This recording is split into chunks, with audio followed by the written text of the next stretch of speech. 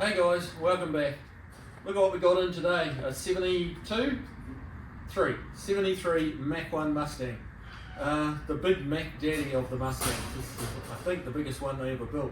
And yeah, fastback, so it's pretty cool. This belongs to a young guy who unfortunately got taken. Not so much the car, but he blew an engine in it and he took it in to get it fixed. And boy did they fix it. So it's in here now. We've the motor they fixed didn't even actually get to move down the road before it failed. It threw a rod out, like split the bores, pistons in pieces. It was just like, it blew the motor in the workshop. And the guy just said, come and get it. You know, it's as much as I can do. Sorry for your luck. You still owe me all the money. Which was pretty shitty.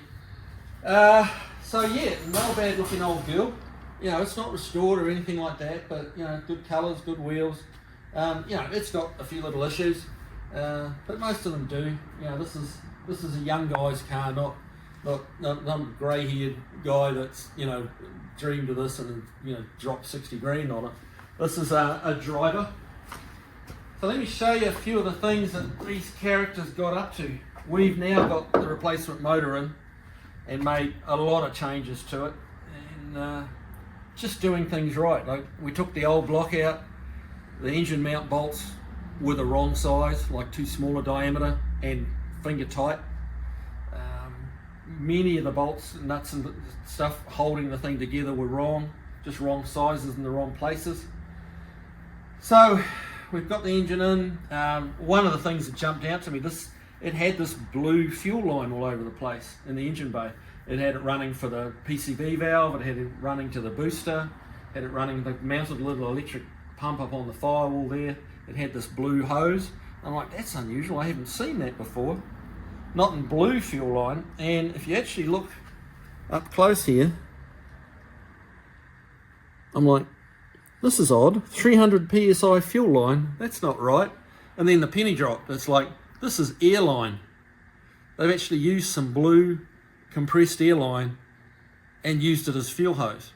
And this is one of the reasons it's really stiff. It's already going hard and like failing.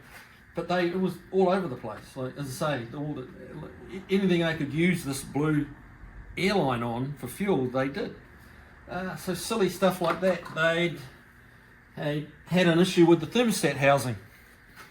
I don't really call it an issue, but they put this thermostat housing on, and it's like, I went to put it back on, and it's like, this ain't quite right. It's like, they've got an extra hole here right on the O-ring groove that's meant to seal it. And then I went to put it on the engine, and it's the wrong size thermostat housing. This bolt pattern across here is too big for the Cleveland.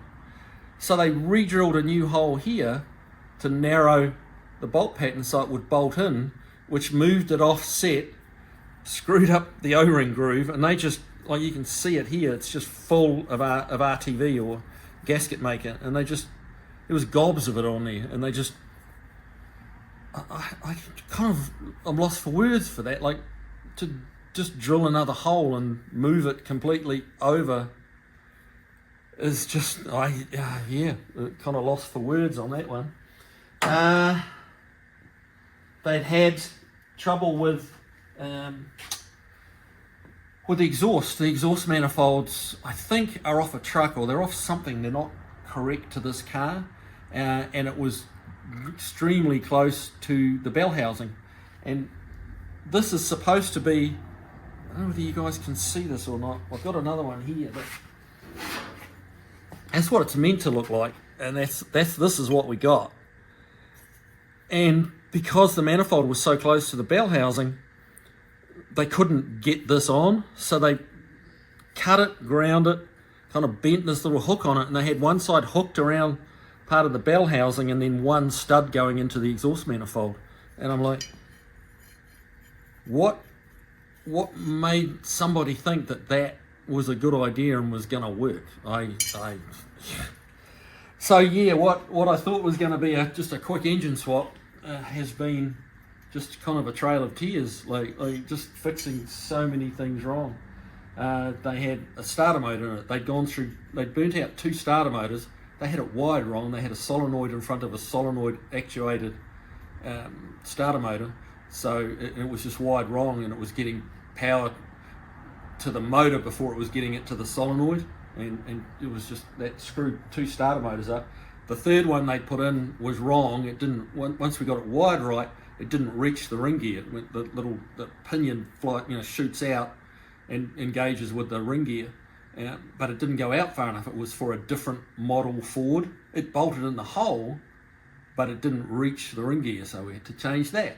And obviously change the wiring, delete the solenoid.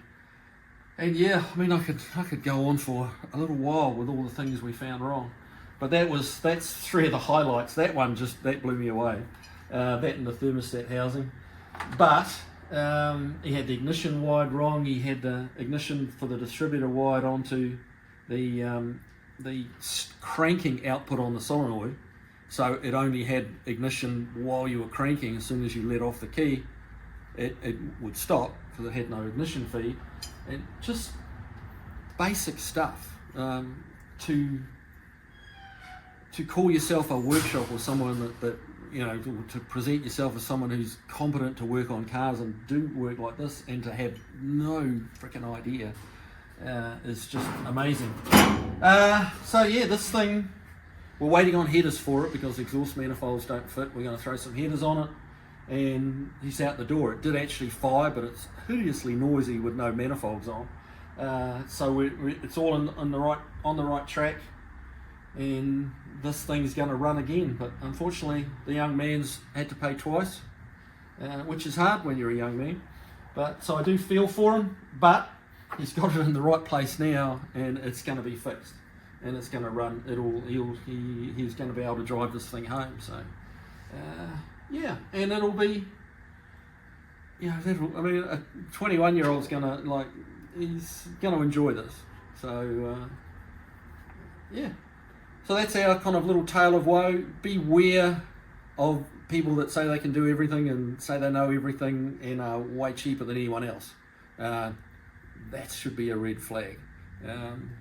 What the owners now realise is a couple of the prices he got from some other shops to do that he felt was a bit expensive, a bit on the high side. He's now realising, yeah, they really weren't, were they? This guy was cheap because he didn't know what he was doing. So that's your tale of woe on this one.